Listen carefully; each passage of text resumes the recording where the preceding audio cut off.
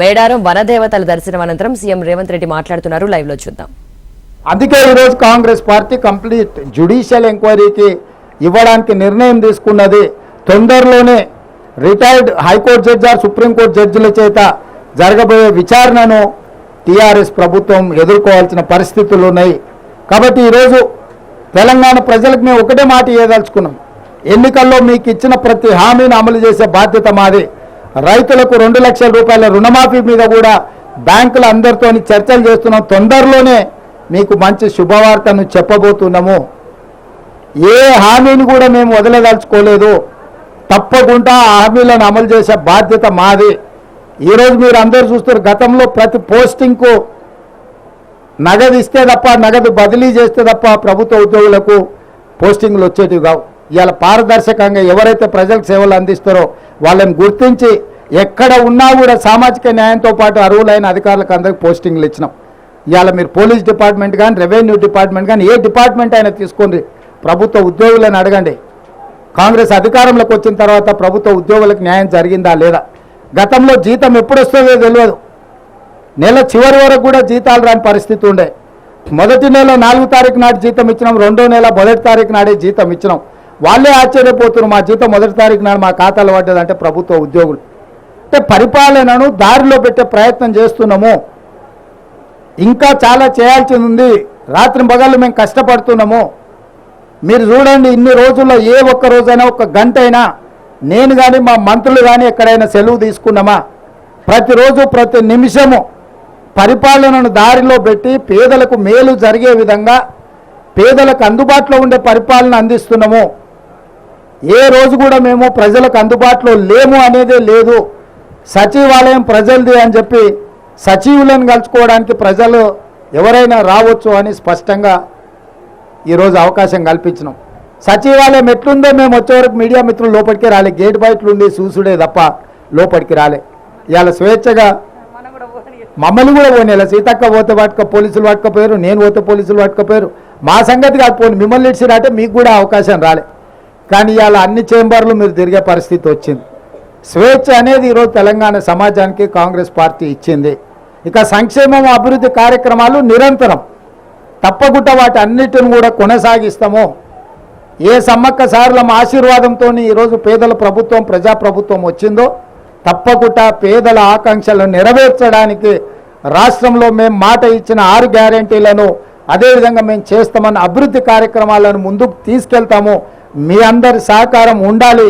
ఈ ప్రాంతాన్ని అత్యధికంగా నిధులతో, జాతర వచ్చినప్పుడే అభివృద్ధి కాదు, జాతర కోసం నిరంతరం ఇక్కడ జరగాల్సిన అభివృద్ధిని కూడా స్వయంగా నేనే పర్యవేక్షించి మా ఇద్దరు సోదరిమణుల నేతృత్వంలో ఈ ప్రాంతాన్ని అభివృద్ధి చేసే బాధ్యత కూడా మేము తీసుకుంటాం. అదేవిధంగా మీకు కూడా 10 ఏళ్ళు మోసం జరిగింది మీడియా మిత్రులకు.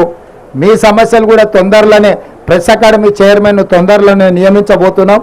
వారి ద్వారా మీ సమస్యలన్నిటిని కూడా వివిధ సంఘాలతోటి మీతో చర్చించి మీ సమస్యల్ని పరిష్కరించే బాధ్యత మా ప్రభుత్వం తీసుకుంటుంది.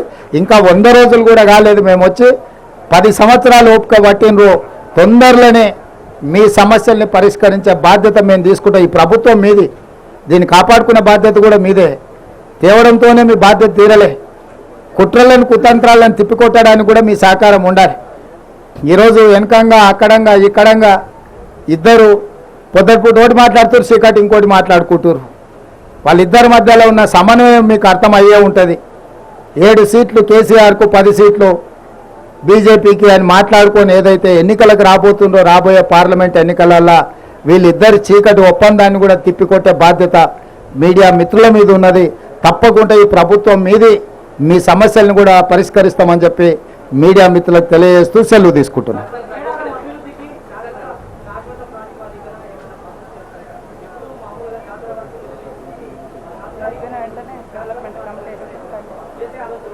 తప్పకుండా జాతర అయిపోయిన తర్వాత డెవలప్మెంట్ కోసం మంత్రులతో ఒక కమిటీ వేసి శాశ్వతంగా ఇక్కడ ఏమేమి వసతులు కల్పించాలి, ప్రభుత్వం ఏం నిర్ణయాలు తీసుకోవాలో వాటన్నిటినీ ఆ కమిటీ సూచన మేరకు ప్రభుత్వం నిధులు కేటాయించి అభివృద్ధి చేయడం జరుగుతుంది.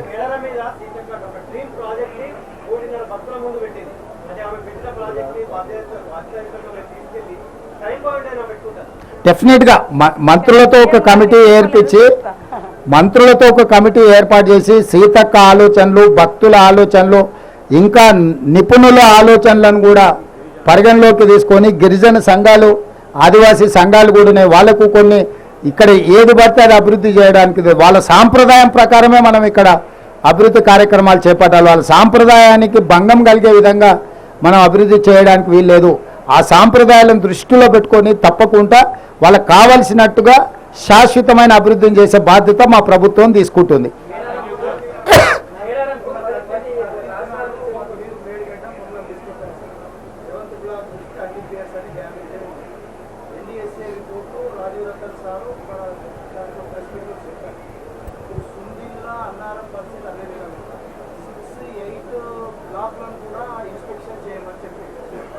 కాళేశ్వరం కథమైనట్లే ఒక భావన నాకు కలుగుతుందని, అది రివైవ్ అవుతుందా కాదా అన్నది ఒక ప్రజల్లో కూడా ఒక ఆందోళన ఉన్నది. ఈ నేపథ్యంలో తెలంగాణ ప్రభుత్వం అంటే మన ప్రభుత్వం గోదావరి మీద ప్రత్యామ్నాయంగా ఏదైనా ప్రాజెక్టు గురించి ఆలోచిస్తున్నారు? అంటే ఒకటి ఇక్కడ మీరు అర్థం చేసుకోవాల్సింది, మనం చూసి ఒక అంచనాకు వచ్చినాం, కానీ నిపుణుల నివేదిక లేకుండా మనము నిర్ణయాలు తీసుకోలేము.